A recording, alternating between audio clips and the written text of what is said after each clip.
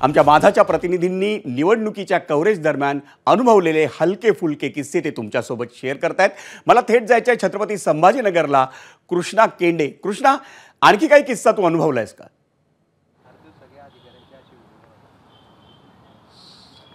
फक्त ज्या वक्तव्याविषयी मी सांगितलेलं होतं त्यातलं एक वक्तव्य सांगायचं राहिलं ते सांगतो। बिच्चूवाला तो शेवटी असं म्हणाला की इथे देना बँक पाहिजे, म्हणजे देना बँक पाहिजे, लेना बँक इथे विजयी होत नाही। असाच एक किस्सा आहे की आपल्याला माहिती आहे की मराठवाड्यामध्ये 3 शब्दामुळे विलासराव देशमुखांचा पराभव झालेला होता। तो मामूली शब्द होता। त्याच्याच आजूबाजूला एक घटना अशी घडली की एक वक्ते 9:53 व्यासपीठावरती आले आणि ज्याचा प्रचार करत होते ते घड्याळ चिन्हाचा होता आणि त्यांनी घड्याळ काढलं आणि टेबलवरती वेळ पाहण्यासाठी ठेवलं। तो व्हिडिओ एवढा व्हायरल झाला की त्यांनी घड्याळ काढलं। आता ह्या घड्याळ काढल्याचा किस्सा एवढा हे झाला की तिथे त्यांना स्पष्टीकरण द्यावं लागलं की मी ही वेळ 10 वाजल्याच्या पुढे भाषण जाऊ नये म्हणून या ठिकाणी काढलेलं होतं। जसं आता आपल्याला रजतने सांगितलं की सेम नावाचे उमेदवार असतात, असे काही सेम नावाचे उमेदवार निवडणुकीमध्ये उभं करतात।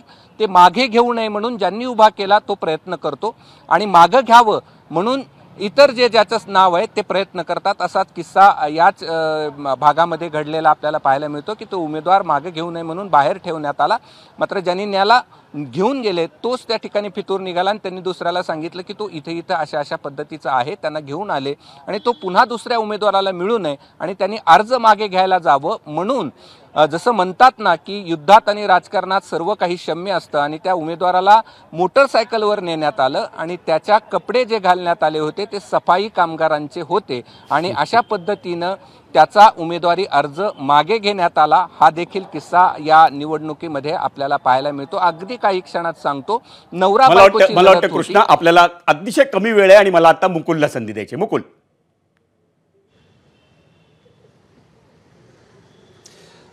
जसं आपले सगळे प्रतिनिधी सांगतायत किस्से तर खूप वेगवेगळे आहेत, मात्र अगदी 2 ते 3 दिवसापूर्वीचा किस्सा मी सांगतो। नाशिकमध्ये एका हॉटेलमध्ये पैसे असल्याचं आढळून आलेलं होतं। त्यानंतर पुढील 2 ते 3 दिवस वेगवेगळ्या ठिकाणी पैशांचं वाटप होत आहे। सगळे पक्षाचे नेते तिथे जात आहेत, पैसे घेत आहेत, असं बातम्या आपल्यापर्यंत पोहोचत होत्या। अर्थातच त्या अफवा होत्या। 1 ते 2 ठिकाणी आपणही या अफवांना बळी पडलो। आपण गेलो त्या ठिकाणी, एक दुसरंच एक हॉटेल होतं, त्याच ज्या हॉटेलमध्ये पहिले रेड पडली होती त्याच्याच आजूबाजूचं। मात्र तिथे गेल्यानंतर कळालं की एका खाजगी कंपनीची तिथे मीटिंग होती, तिथे खूप लोक ये जाय करत होते आणि तिथे गेल्यानंतर संपूर्ण तो प्रकार उघडकीस आला। त्याच दिवशी सायंकाळी देखील अशा स्वरूपाचं एक बातमी आपल्याला मिळालेली होती की पैशांचं वाटप होत आहे।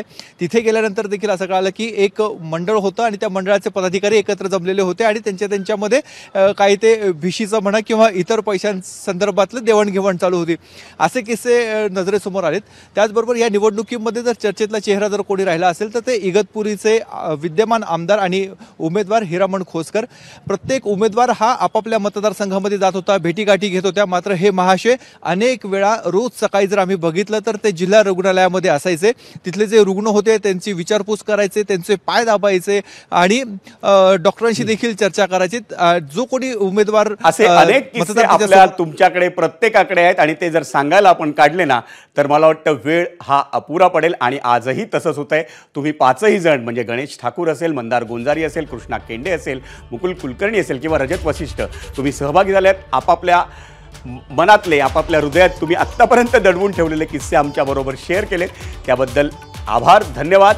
आणि तुम्हाला उद्याच्या निवडणुकीच्या मतमोजणीच्या कव्हरेजसाठी खास शुभेच्छा।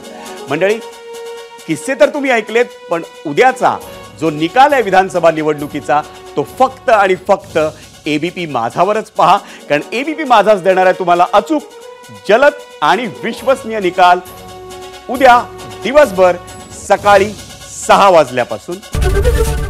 ABP माझा, उघडा डोळे बघा नीट।